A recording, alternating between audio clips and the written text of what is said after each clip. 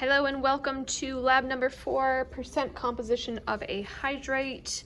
I have everything here set up to run this lab. It's going to be a quick and easy one. So let me just first walk you through everything I have out here. I have my balance plugged in, ready to go, a pencil so that I can write down the data along with you, goggles, which I will put on at some point here. Actually, right now. One-handed, good. I have an evaporating dish, which is basically just a ceramic bowl that we can heat up and it won't shatter. It's definitely been used. I have some tongs here with rubber on the ends so that I can remove my evaporating dish from the heat safely. I have a spatula here so that I can stir the contents of my evaporating dish while it's heating. I have my giant lighter to light my Bunsen burner. Here I have a container that is filled with 2 grams of copper sulfate, already pre-measured out. This is the color of the copper sulfate prior to heating it. That's the color when water is still attached. It's a very kind of royal blue color. Over here we have the ring stand setup. So I have my ring stand, which is just a metal pole sticking out of a metal base. I have a metal ring, an iron ring actually is what this is called, that is clamped on here. I am going to, on top of that, place what we call a pad. This is just so that I have a surface on which to place my evaporating dish while I'm heating it. I do not want the flame directly hitting my evaporating dish. That would cause my copper sulfate to burn. So I want the pad on first and then the evaporating dish so that it is kind of more of an indirect heat. And then I have my Bunsen burner here already hooked up to my gas nozzle. And that is everything that I need. So let's get started. I already did step 1, which was to set up the ring stand, pad, and burner. I am going to leave that as is.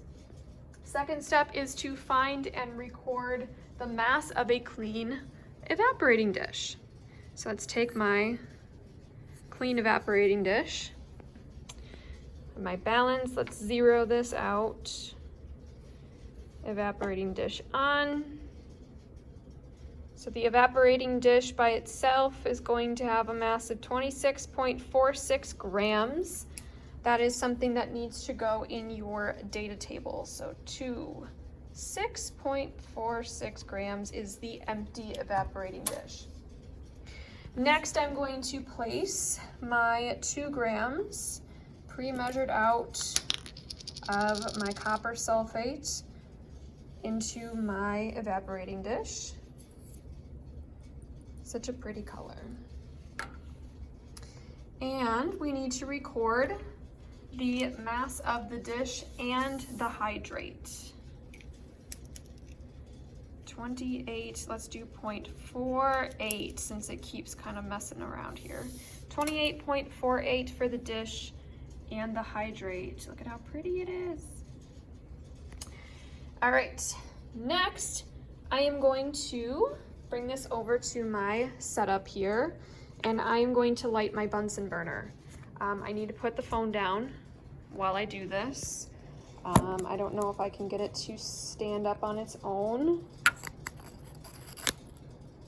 so that you can watch me, but sure. So when you're lighting a Bunsen burner, you start the gas first. Oh, I'm sorry, you light the lighter first and then you turn the gas on. Bam. And I want to heat it gently at first, so I'm actually going to turn it down a touch so that you can't really see my flame, but it's just touching that pad there. And then I'm going to put my copper sulfate onto my pad here. and I am going to heat it gently for just a little bit, just to warm it up.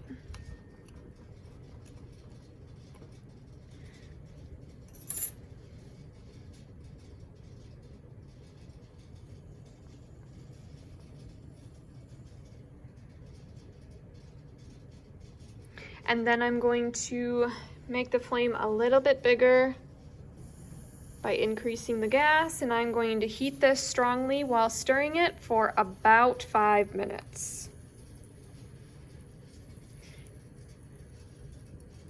I'm going to try and record while I stir, and I'm going to try not to make this fall off of here.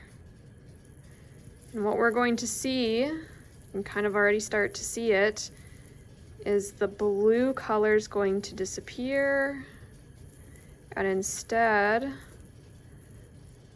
it's going to turn white. Because the whole reason this is blue, I'm gonna turn this down a little bit here. It's starting to crackle. We don't want popcorn. So it was blue because there was water molecules attached to the copper sulfate, which reflects the blue color back to your eye. We are evaporating all that water off here. So it is going to turn white. The copper sulfate is white. The water is what makes it blue.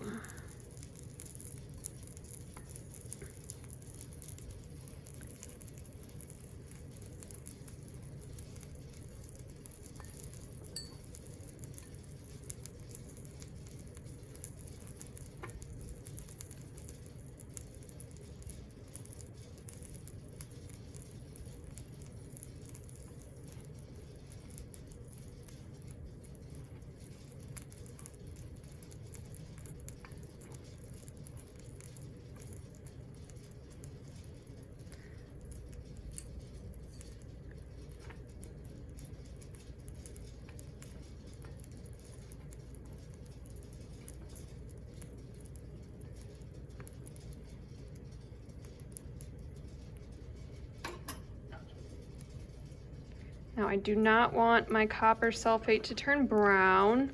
Uh-oh. Just trying to move this up here. I just want it to turn white. Brown means I burnt it. We don't want to burn it. Burnt it, did I just say? Golly gee.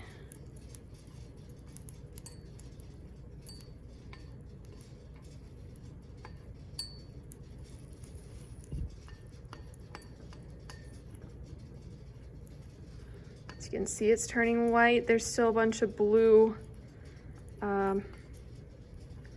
parts to it though. We want it all to turn white. I've only been heating it for about, I think, 3-ish minutes now.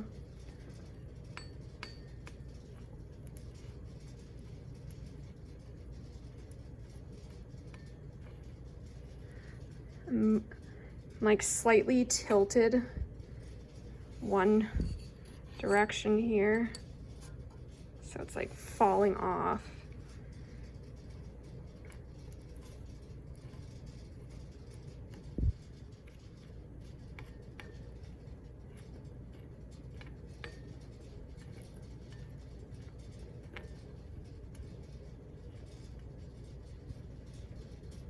I'm sorry if I keep like moving the phone. I'm not looking at the video, I'm looking at what I'm doing. Just like slowly drifting to the side or down or whatever. Ah! That's what happens when I look at the phone. One moment.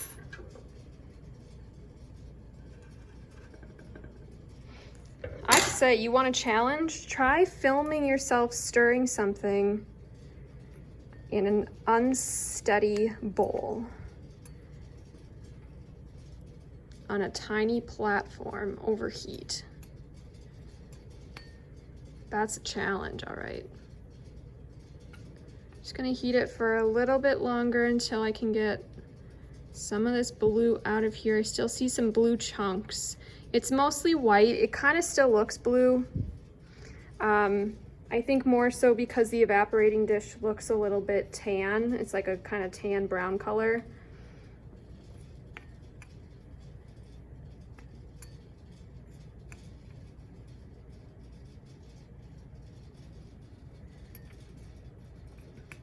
It's getting real warm next to this flame.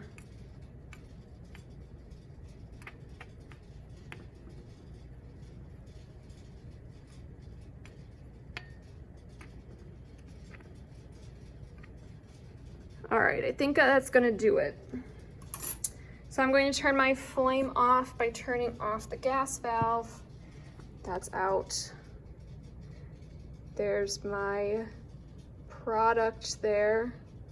Now it looks blue, but this is the color it was. So it's rather white compared to what it was. And I did heat it for a little over 5 minutes, so I don't want to overheat it. I'm going to take this off using my tongs. These tongs are older than the hill, so I need, oh no.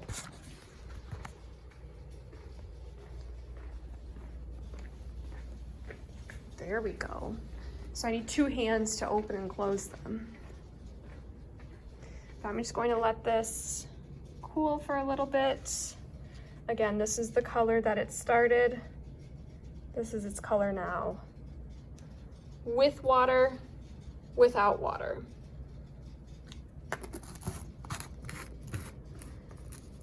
And then once it's cooled, I'm going to put it back onto my balance to find the mass of the dish and the anhydrous salt. So that's what's left in here. It's the copper sulfate without the water. So that's called an anhydrous salt.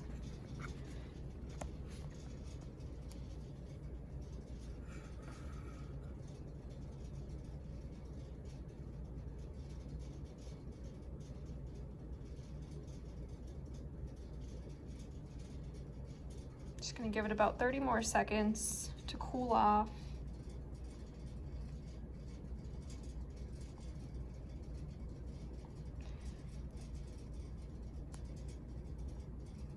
The mass that we get will be the third and final piece of data that goes on your data table. It's only the 3. The mass of the dish by itself, the mass of the dish plus the hydrate, and then the mass of the dish and the anhydrous salt.